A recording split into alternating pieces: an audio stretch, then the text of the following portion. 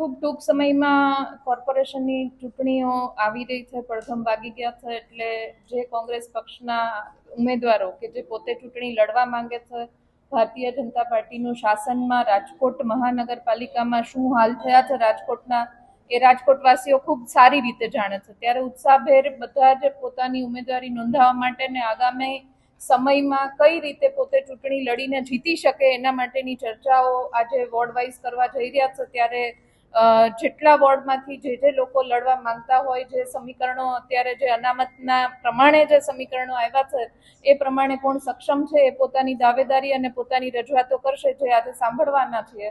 કોઈ ઉમેદવારોની જાહેરાત કે કોઈ પ્રોબેબલ ઉમેદવારોની વાત આજે કે કાલે કે હજી આ અઠવાડિયામાં પણ કરવાની નથી. ફક્ત આ સાંભળવાની કોંગ્રેસ પક્ષ તરફથી પ્રક્રિયાની શરૂઆત કરી છે. આ સાંભળવાને ઉમેદવાર જાહેરાતને કોઈ લેવા દેવા નથી.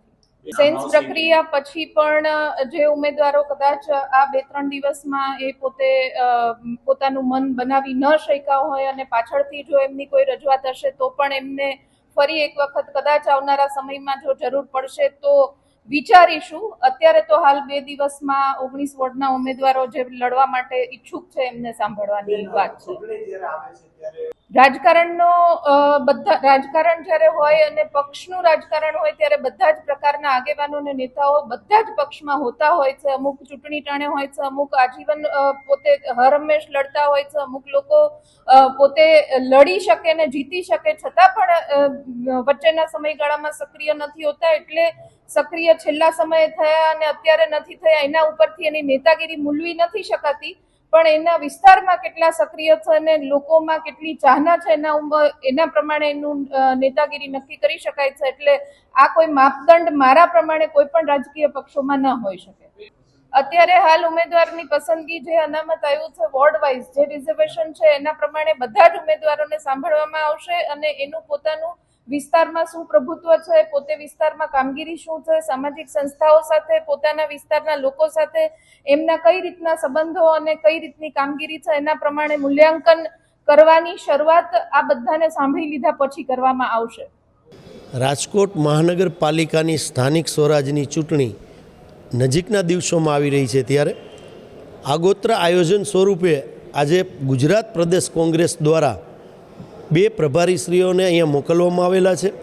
18 વોર્ડમાં જે કોંગ્રેસની વિચારધારાએ જોડાયેલા છે, જે કોંગ્રેસમાંથી પોતે ચૂંટણી લડવા માગે છે ભારતીય જનતા પાર્ટીની સામે, ભ્રષ્ટાચારી શાસનની સામે, એના માટે આજે પ્રભારીશ્રી 1 નંબરથી લઈને 4 નંબરના લોકોને સર્કિટ હાઉસ ખાતે 1:30 વાગ્યા લગીને સાંભળવાના છે.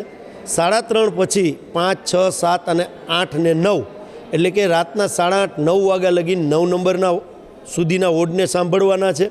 તારીખ 6ના રોજ આ જ જગ્યાએ 10 નંબરથી ચાલુ કરીને 18 નંબરના વોર્ડના આખા દિવસ દરમિયાન સાંભળવાના છે. ભારતીય જનતા પાર્ટીની ભ્રષ્ટાચારી મહાનગરપાલિકામાં વર્ષોથી શાસન ચાલી રહ્યું છે. એમના પ્રથમ નાગરિક એટલે કે મેયરશ્રી પણ જો સરકારી જગ્યા ઉપર કબજો કરીને બંગલો બનાવવાની વેતરણમાં હોય તો આપ જ પણ જાણી શકો છો કે મહાનગરપાલિકામાં ભ્રષ્ટાચાર કઈ હદે હશે. એનો મેઇન વ્યક્તિ જે રાજકોટનો કહી શકાય મેયર, એ પણ સરકારી જગ્યાનું દબાણ કરતો હોય તો બાકીના લોકો શું કરતા હશે? આ પ્રશ્નાર્થ ચિહ્ન છે. આખું ભારતીય જનતા પાર્ટીનું શાસન ભ્રષ્ટાચારમાં ગળા ડૂબેલું છે અને કમિશન કોર્પોરેશન ચાલે છે. પૈસા વગર કોઈ પણ વસ્તુ રાજકોટ મહાનગરપાલિકામાં ભારતીય જનતા પાર્ટીના શાસનમાં નથી થતી. એવી જ રીતે કુશાસન ચાલી રહ્યું છે. તો કોંગ્રેસ છે એવા ઉમેદવારોને આ વખતે મેદાનમાં ઉતારવાની છે કે રાજકોટ મહાનગરપાલિકાની અંદર જો કોંગ્રેસનું બોર્ડ બનશે તો કુશાસનમાંથી સુશાસનમાં ફેરવશું અને કમિશન કોર્પોરેશન છે એ બંધ કરશું કે કોઈ પણ વ્યક્તિ છે એ પોતાની અડધી રાતે કોર્પોરેશનની અંદર એક પણ અધિકારી કે એક પણ કોઈ પણ રાજકીય વ્યક્તિ જો પૈસા માગે અથવા દબાણ કરે, પ્રેશર કરે તો કોંગ્રેસના કાર્યકરને કહેશે અથવા કોંગ્રેસને ફરિયાદ કરશે તો તાત્કાલિક એનો નિકાલ થશે. ભ્રષ્ટાચાર મુક્ત કોર્પોરેશન અને સુશાસન કોર્પોરેશનની અંદર સ્થપાય એવા ઉમેદવારો મેં આવનારા દિવસોની અંદર આપવાના છે.